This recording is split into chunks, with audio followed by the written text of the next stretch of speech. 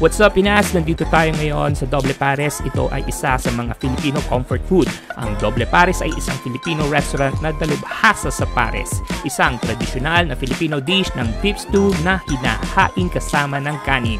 Kilala ang Doble Pares sa masaganang serving at abot kayang presyo nito. Ito ay sikat sa destinasyon para sa mga lokal. Ang original na lokasyon ng restaurant ay nasa 47 Bonnie Avenue, Mandaluyong City.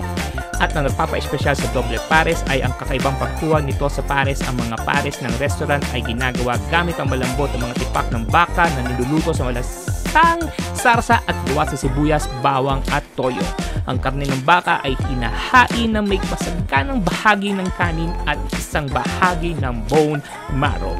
Nag-aalok din ang Doble Pares ng iba't ibang pagkain Filipino tulad ng T-bone steak, chicken inasal, pork barbecue, chorizo de Cebu, silog meal, sizzling plate meal, bulalo at kansi. At ang kanilang bestseller na pares con huevos. Kung naghahanap ka ng masarap at abot kayang pagkain Pinoy, Doble Pares ang lugar na dapat puntahan.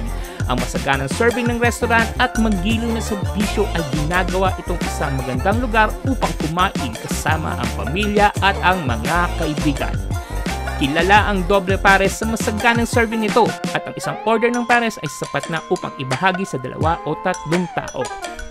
Abot kaya presyo, very affordable ang Doble Pares. Ang pagkain ng Doble Pares ay masarap at ayos sa kalidad. Ang karne ng baka ay malambot at ang salsa ay malasa. Ang staff sa Doble Pares ay palakaibigan at matulungin. Lagi silang masaya at tulungan ng mga customers na pumili ng mga tamang pagkain at tiyaking meron silang magandang karanasan sa kainan.